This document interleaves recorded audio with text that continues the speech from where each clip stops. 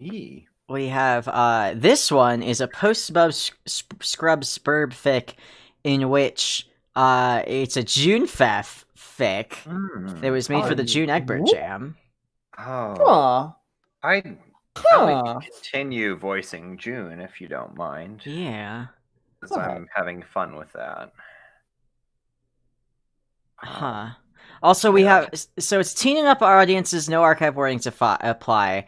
It's tagged as it's Junefef. Like it's tagged like our archive overrun refuses to give us a June tag. I kind of want to do Pfeffery. Yeah. Ooh, yeah. My throat hurts from Carcat. Anna, would you? I was gonna say, Anna, would you like to narrate? Hold on. Thank Let you. me bump up the volume on Caramel, because apparently you're very quiet. Junefef. Say something. Quiet. Anna? Is it Anna? Yeah. Okay. Wow, you're very quiet. All right, cool. Say Let me Anna. just get closer to my mic then. That Oh, works. beautiful. That's much better. I turned it up on my end too. Yeah, good deal. That should probably help. Yeah. If you saw my Discord, no, you didn't. You didn't see anything. Yes. Alright, let's see what else we got. June, class spec powers, post-spurb scrub, trans female character, not epilogue compliant. Everyone is alive! That's been a while since to see one of those. Fuck yeah. Coming out, gender bending. Other characters mentioned but not shown, freeform. Pesterlogs, everyone is god tier, troll biology, nothing explicit though, and fluff. After all is said and done, this is The Work of a Witch by Redoubtable Eagle or Emerald Eagle.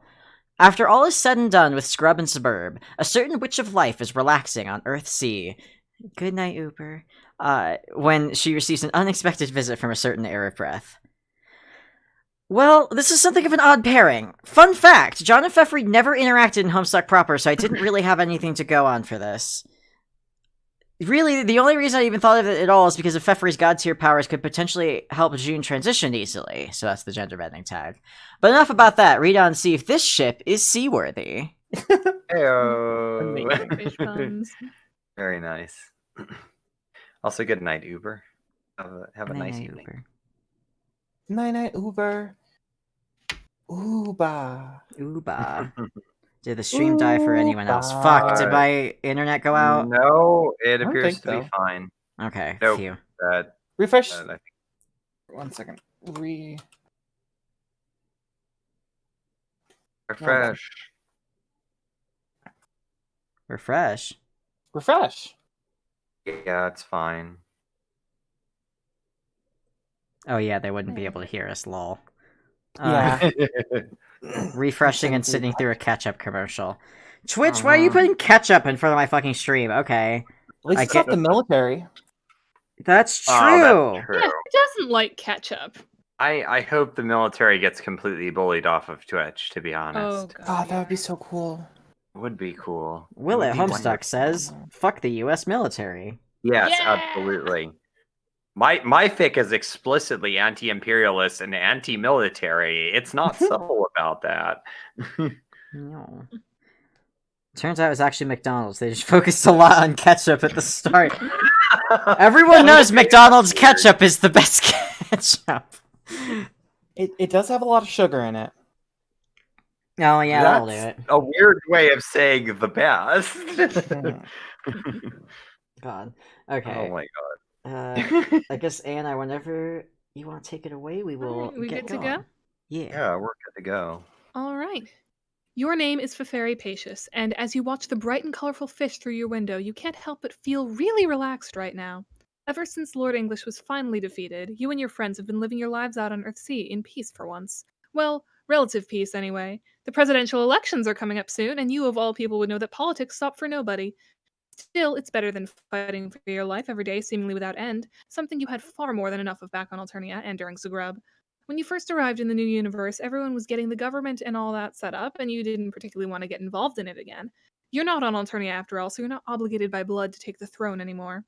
So you packed up your belongings and set out across the sea, looking for a good place to call home. You wound up choosing a spot right next to a massive coral reef, where there are all sorts of vibrant flora and fauna for you to take care of. Sure, it's a little isolated, but you're not a complete shut-in hermit or anything. Your friends come to see you occasionally, and you do sometimes go out to see them in turn, but for the most part, you keep to yourself and your fish. Does it get lonely out here? Sometimes, yeah. It doesn't help that pretty much everyone else is too focused on the elections to keep in contact with you, so that kinda sucks. Blah. Politics suck. Period.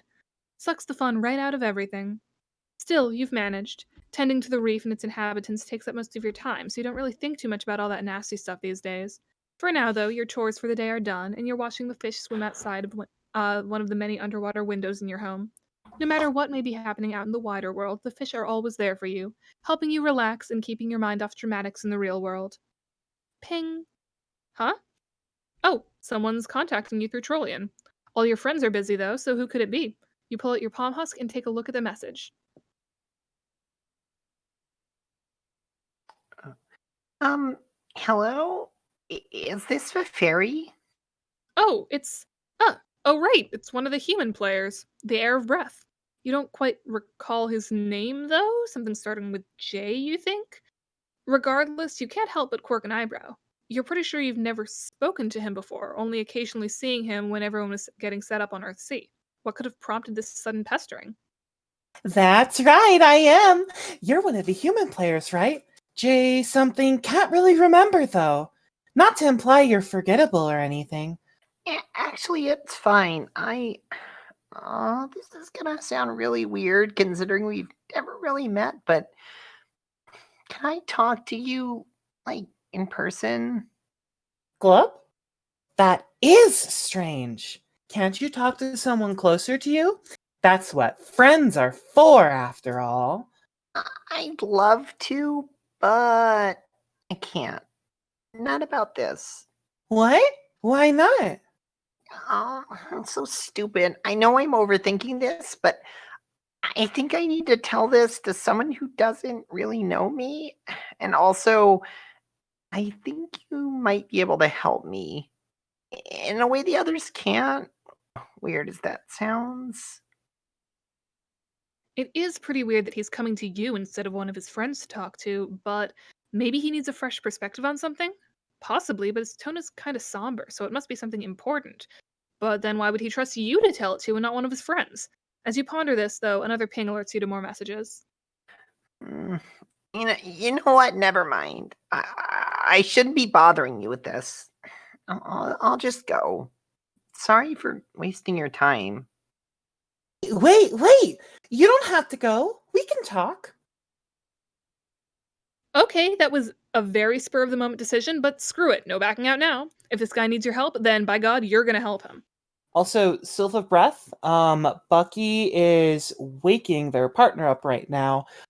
So he will scroll back as soon as we can. Yes. Yeah, that. Really? Yes! If you need somebody to talk to, then there's no reason I wouldn't be able to help. You said you wanted to talk in person, though, right? Where did you want to meet up? I. I'm already here. Glub? I'm already at your front door. I've been here the whole time. Couldn't work up the courage to knock, so. Oh! I'll be right there then. Your name is. Actually, you're not really sure right now. You do have a name in mind for yourself, but you're not sure if you're ready to start using it yet. Whatever, for convenience sake, you will be addressed as J? Since your old and new names both start with a J.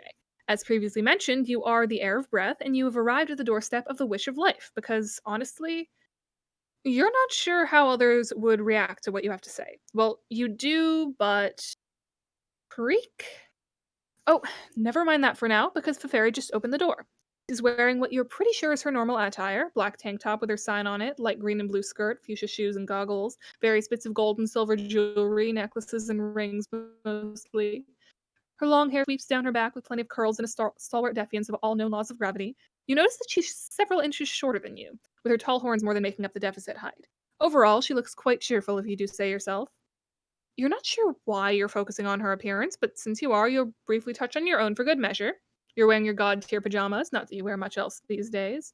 They never get dirty or damaged. They always seem to regulate temperature so you're never too hot or cold, so they're very good all-purpose clothes.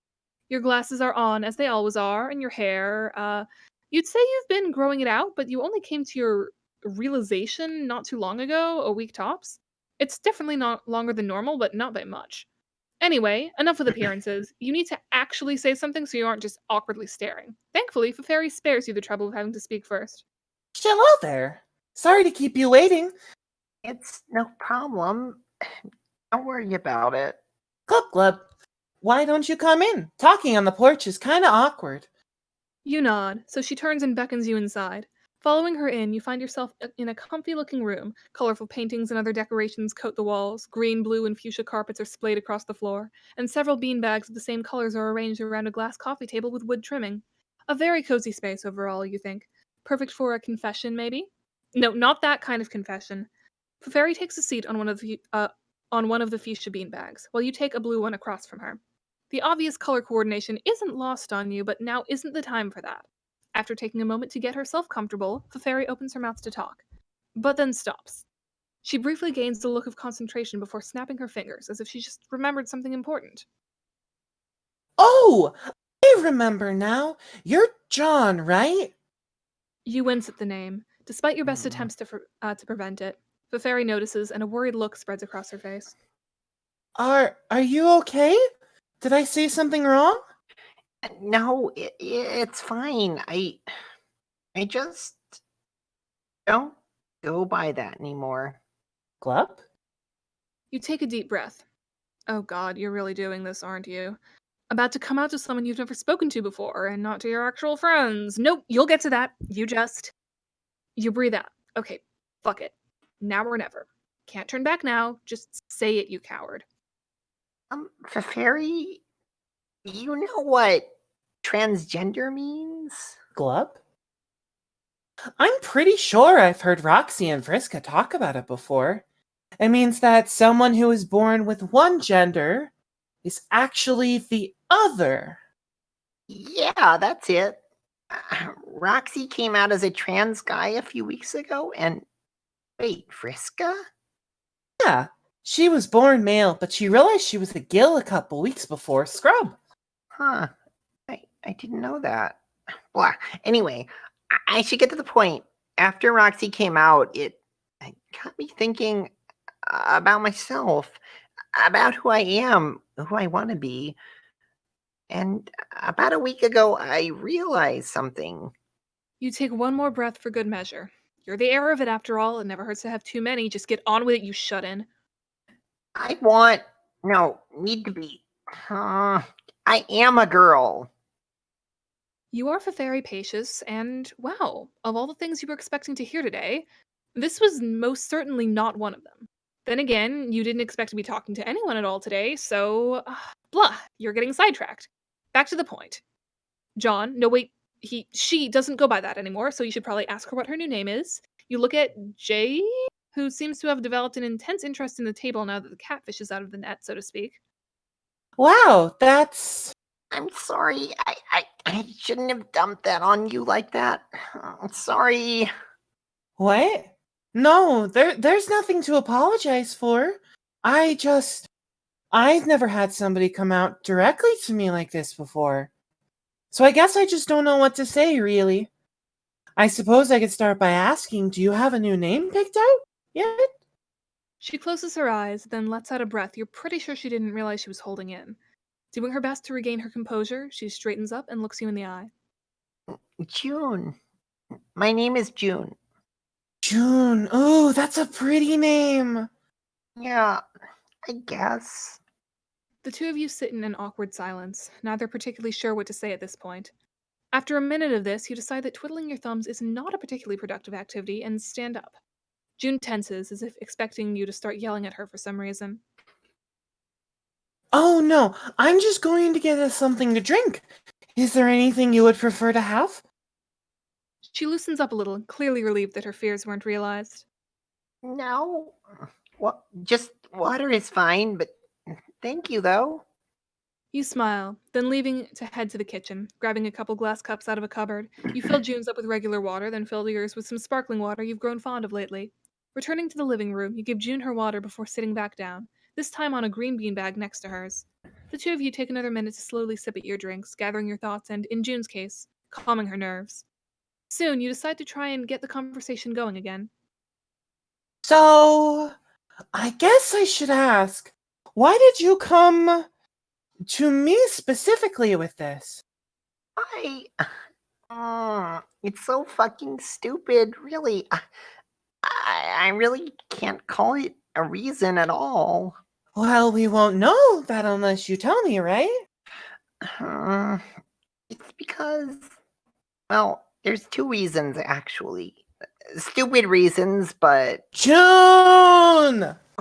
okay, sorry. It's just I thought coming out to them would seem disingenuous, I think. There's probably a better word for it, but that's the best way I can describe it. Like, I'm supposed to be the normal straight guy who sometimes messes up and everyone gets a laugh out of his fuck ups. And I guess I thought I wouldn't be taken seriously or something. And since Roxy only came out a few weeks ago, it would seem like I'm trying to steal the spotlight from him or something stupid like that. I know it's all irrational as fuck, and they never think anything like that, but You felt like you needed to start with someone who doesn't really know you and wouldn't judge you like your friends would. yeah, that sounds about right. Thank you. Glub! But didn't you say there was another reason? Oh, right, that. It's gonna sound kind of weird, but June takes a moment to finish off the rest of her drink, gulping it all down with one swig. Putting the glass down, she shifts in her beanbag a little to more directly face you. you're a witch of life, right? That means you can, like, manipulate life or something like that? What Glub? exactly can you do with that? Glub? You ponder this for a moment. She is right. As the Witch of Life, you can manipulate life and life energy, but what could that have to do with... Oh, you think you know where she's going with this. Well, I know I can heal wounds and resurrect people. That's not what you're asking, is it? Probably realizing that you know what she's implying, June starts blushing profusely and turns her head away.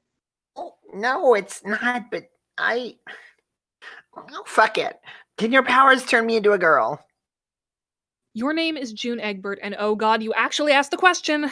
Frankly, you've been dreading this since the moment the idea popped into your head. It was so simple, really. If witches can manipulate their aspect, and Feferi is a witch of life, maybe she can use that power to just kinda poof you into being a girl. But come on, that's gotta be a stretch too far. You shouldn't have even brought it up. Oh god, oh fuck, she's gonna think you're a weirdo, and... Suddenly, Feferi leans over to you and puts her hands firmly on your shoulders. June!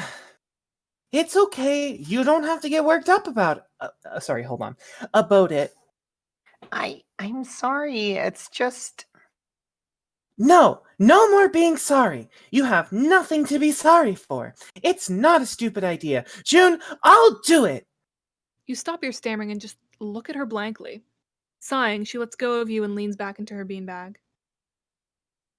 I mean, I want to help you with this, but I don't actually know if my powers can do that. Oh. You start to slump back into your own beanbag when Feferi snaps a finger at you. Hey! No more moping. I said I'd help you, and I meant it. Just let me think for a second. A focused look takes over Feferi's face as she thinks. I mostly use my powers to heal injured fish and flora, but I think that sometimes when I heal something, it changes somehow? Like it's as if my healing lets them adapt to whatever injured them in the first place. You think you're subconsciously editing them to be safer or something like that? Yeah! I could figure out how to do that intentionally, then I might be able to edit you and turn you into a biological gull. Oh, that was... She snorts, and then starts laughing. You involuntarily chuckle and then give in and join her. The two of you spend a good 20 seconds laughing your heads off before you manage to collect yourself enough to speak. I'm pretty sure I'm a trans girl, not a trans gull. Oh my god, I'm sorry. That was silly. I didn't mean actually turn you into a gull. It's my Fish buns. Yeah, I know. I think I've needed a laugh like that for a while, actually. Thank you. glub glub. No problem. You and Feferi take a few more seconds to calm down, composing yourselves as best you can. Anyway, I'm pretty sure I can kelp you, but I'll need some time to figure out how so that I don't screw up when I do. Yeah, sounds good to me. I guess I should go then. I don't want to get in the way. Actually, why don't you stay over for a while? But stay over? How long would... As long as it takes for me to get this right, of course. That way, you don't have to fly all the way over to my hive when I figure out how to do this. We could even make it a sleepover if you wanted. You can't help but stare at her wide-eyed for a moment. A sleepover? With you? Someone she really only just met today? You mean you're not complaining about her enthusiasm to help, but... You know what? Fuck it. Why not? It can't hurt to sleep at someone else's house for once. You're enough of a shut-in as it is, so it would probably be actually healthy for you to stay with someone else for a while. You know what? Sure, let's do it. Glub! You are Feferi Pacius, and it's late o'clock. June is sleeping in the guest respite block upstairs, while you're standing in front of a mirror in one of the ablution blocks in the hive. It's been 4 days since June started staying at your hive, and you're pretty sure that you've almost got this whole gender bending thing figured out. There's just one thing left to do now before you can really call yourself ready. Actually try to do it. Progress was slow at the start, mostly because you were trying to really get a feel of how your powers work. After spending hours repeatedly healing a small kelp plant, you were able to figure out that yes, you can edit the biology of living things, with such results as turning the kelp blue, and slowly working your way up to and making it grow a lot faster. With that dealt with, you spent the next couple days testing the limits of this ability, starting with plants and then slowly working your way up to fish.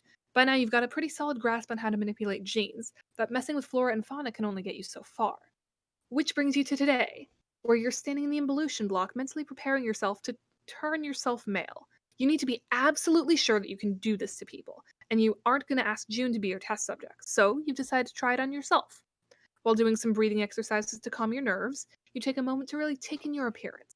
You've taken off most of your clothes, leaving only the one-piece swimsuit that most people mistake for a tank top. Your body is as it normally is, short but curvy. One might be inclined to call you a bit chubby, and you wouldn't disagree, but you aren't fat by any means. In actuality, it's more like blubber and muscle, which gives off the plump appearance. It's not just for show either. Back on Alternia, you used to drag whole whales down to your Lucis with your bare hands, like it was nothing. You don't really do that anymore, but the point is you're basically the sea dweller equivalent of muscular. But you're getting sidetracked. You take a few more seconds to breathe, to ready yourself for what you're about to do. With a final exhale, you close your eyes, focus your powers on your own body, and flash. Even through your closed eyelids, you can see the distinctive light of your powers give off, enveloping your body, changing you from the inside out. Oddly enough, you don't really feel anything as this happens, mostly that pins and needles thing that happens when you sit on your leg funny or something to that effect. You keep going, letting the energy flow through you, and for several seconds until the pins and needles subside, and normal feeling returns to you, letting the light subside, you slowly open your eyes, and... Shit.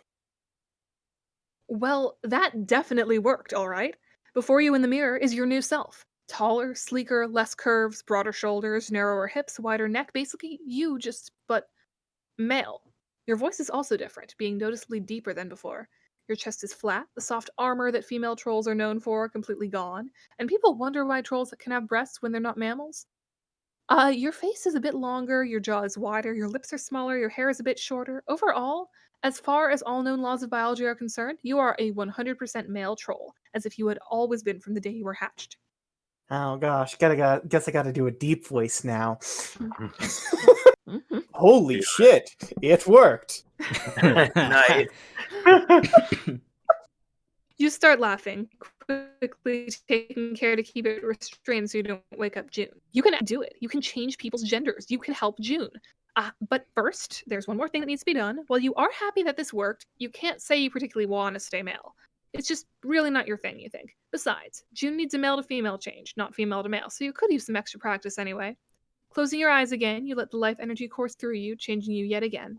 When you open your eyes a few seconds later, the normal female Feferi Pacius looks back at you from the mirror like nothing happened at all. You consider running up to June's block and changing her right now, but you decide against it. She's tired after helping you tend the fish today, and you want to let her rest. But when she wakes up, she's going to be in for the best surprise of her life.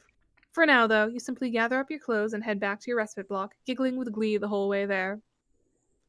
You are June Egbert, and as you slowly open your eyes, you can't help but notice the distinct smell of pancakes wafting through the air. Groaning, you force your body to slowly heave itself out of bed. Despite its protests and the comfort of the bed in question, after stretching in a vain attempt to wake yourself up, you pull your clothes out of your Silodex and trudge out of the room, making your way through the hall and down a flight of stairs to reach the living room. Feferi is already there, with 2 still steaming plates of pancakes placed on the table. You taught her how to make those a few hours after your confession, and ever since then she's been obsessed with the damn things. It's a good thing she makes really good pancakes, or else you'd be sick of them by now. Life with Feferi has been interesting, though. Though it isn't hard to be more interesting than your lifestyle back home. She spends most of her time tending to the coral reef and its inhabitants, and in an effort not to just sit around feeling useless like you were before, you offer to help her. Turns out, though, that a lot of what she does requires her life powers to do, usually healing damaged parts of the reef or injured fish. That doesn't mean you can't help, though. You were able to figure out how to use the breeze underwater and then use it to clean out a bunch of gunk and trash that was just lying around. When you're not helping Feferi with the reef, you spend your time tidying up her hive. With so much else to deal with, Feferi only occasionally cleans the hives, so you've taken to giving this place a good top-to-bottom cleaning while Feferi's working. It turns out that breath powers are really helpful when cleaning up, allowing you to effectively dust and vacuum the whole place in seconds. Over the course of the next few days, you wiped down the windows, gave the kitchen and bathroom a good scrubbing, organized the cupboards, the whole 9 yards, and you did a pretty good job if you do say so yourself. By now, the hive is practically spotless. Another thing you've taken to doing is cooking. When Feferi comes inside after a long day of tending to the reef, you always make sure to have a delicious lunch and dinner waiting for her. You mostly make human foods, which Feferi has taken an enormous liking to, but you've tried your hand at cooking with troll ingredients as well. Keyword there being tried, as all of your attempts so far have been less than successful. As for Feferi herself, she's real nice. Really nice, actually. Supportive, most importantly. Despite your initial concern, she doesn't mind you staying here one bit. In fact, you might say she's just as excited as you are to have someone to talk to on a regular basis. And talk you do, usually over lunch, dinner, and sometimes TV when the mood strikes. While you don't share a lot of the same interests, Feferi is a really nice person to talk to. She's cheerful, funny, a great listener when you talk about feelings-related stuff, and she even laughs at your jokes when you make them. Like, genuinely laughs. Not in a the joke is so bad it's funny way, but in a the joke is actually hilarious way. Most of your friends take the former option, and while you don't hold that against them, it's nice to hear someone laugh because they really think you're funny. Overall, it feels good to be around Feferi, and when you see her sitting on her beanbag, you can't help but smile a little. It's been a fun 5 days staying here at her place, and you're not sure if you particularly want to leave. As you approach, you notice that Feferi is giggling. She tries to suppress it when she sees you, but you can tell that something has got her really excited. For now, though, you simply wave and sit down on your beanbag. Morning, Feferi. Good morning, June. You quirk an eyebrow and give her a curious look. Something's certainly gotten into you. Is everything?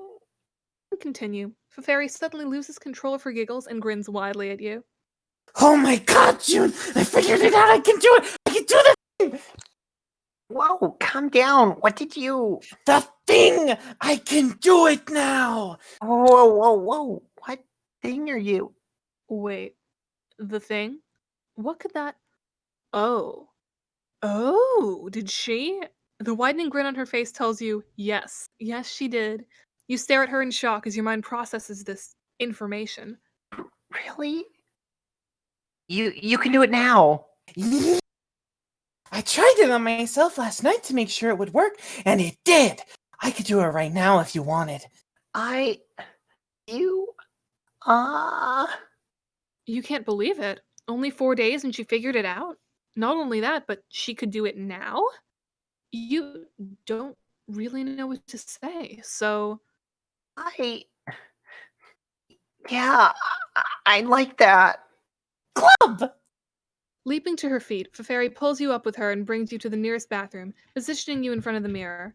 As you take a moment to regain your composure, she rubs her hands together as they start to glow with life energy.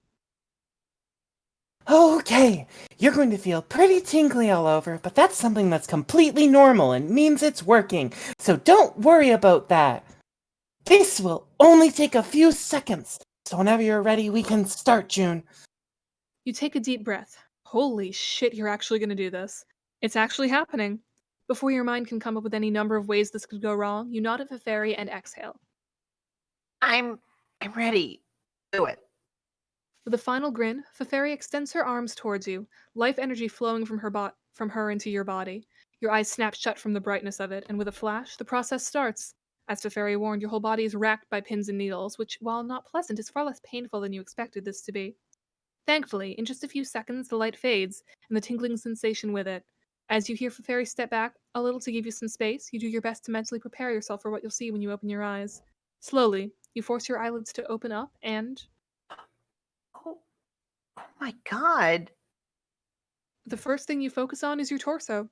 Your shoulders and waist are both narrower, and your hips, in turn, are wider, giving you that distinctive hourglass shape. Your previously flat chest is now home to two decently sized breasts, or at least you think they're decently sized. You're not an expert or anything. Your thighs are a little thicker, your feet are a bit smaller. You raise your hands to find them smaller and more delicate than before. Your head is more feminine too, with a thinner neck and jaw, slightly larger lips and eyes, longer eyelashes, and a daintier nose. Your hair is longer, now resting just above your shoulders and curling a little at the bottom. There's just one more thing to check. You don't particularly want to fondle yourself in front of a fairy, so rather than reach down, you instead shift your legs inward a little and, yep, it's gone. According to all known laws of biology, you are a 100% female human. Oh my god. You laugh, then again and again and again, and oh god, you're crying while laughing hysterically at the sight of yourself. The fairy cautiously steps forward, probably about to ask if you're all right. Before she can say anything, though, you turn around and throw your arms around her, embracing her in the tightest hug you can manage without crying while crying into her shoulder. Oh my god, thank you. Thank you, thank you, thank you, thank you. Oh, Frantically trying to piece together words for a few seconds, the fairy stops, smiles, and hugs you back. You're welcome, June. You are Feferi Pacious, and oh god, June is really cute in that.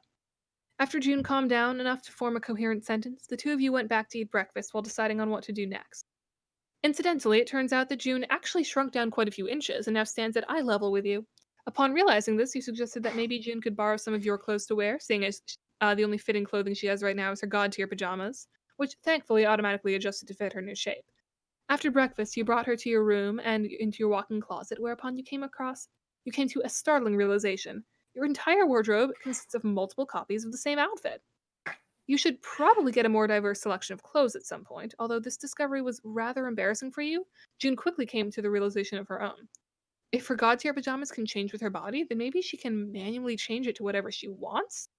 Turns out, yes, she can, with a slight caveat of not being able to change the color scheme. She then spent the next half hour gleefully trying on different kinds of outfits, mostly ones with skirts and or dresses. She even tried on one of your outfits, which, while a bit large on her, still looked really nice. Eventually, though, you did have to get on with your reef tending chores, so you left her to keep trying on outfits and went out to the reef. After about an hour, you got a message from June asking if she could join you outside. You said yes, and that's how you found yourself blushing profusely in front of June Egbert, who had turned her god tier pajamas into a blue one-piece swimsuit with swirly cyan stripes wrapped around it, and wow, that looks really cute on her. Holy crap.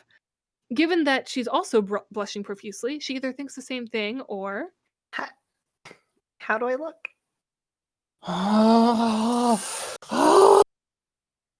my god, June, you look adorable! Thank you.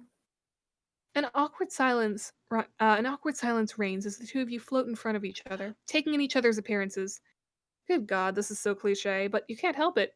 She's just cute, pretty, adorable.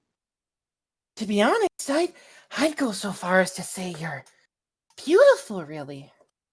At that, June somehow blushes even harder than before. You really think so?